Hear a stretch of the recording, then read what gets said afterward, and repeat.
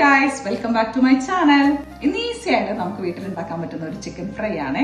അതിന് വേണ്ടിയിട്ട് ഞാൻ ഇവിടെ ചിക്കനെ നുറുക്കി കഴുകി വെള്ളമൊക്കെ വാർന്ന് പോയേക്കുന്ന ചിക്കൻ എടുത്തിട്ടുണ്ട്.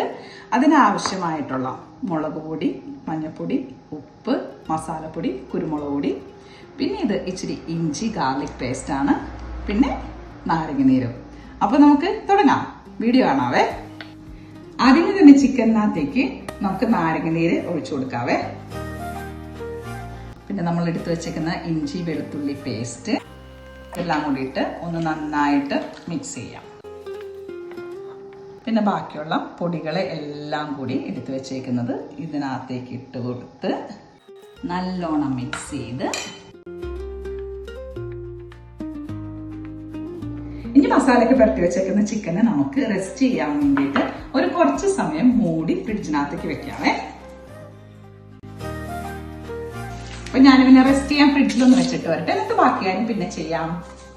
ഇനി ഫ്രിഡ്ജിലിരുന്ന് റെസ്റ്റ് ഒക്കെ കഴിഞ്ഞ് നല്ല സുന്ദര കുട്ടന്മാരായിട്ട് വന്നേക്കുന്ന ചിക്കൻ കഷ്ണങ്ങളെ ചൂടായിട്ടിരിക്കുന്ന ഓയിലിലേക്ക് ഇട്ട് നമുക്ക് പൊരിച്ചെടുക്കാവേ.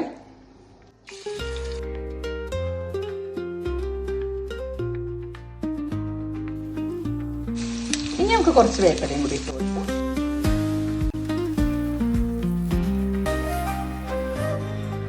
അങ്ങനെ നമ്മുടെ ചിക്കൻ ഫ്രൈ റെഡി.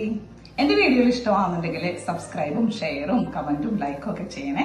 അപ്പൊ ഇനി അടുത്ത വീഡിയോയിൽ കാണാം. ബൈ.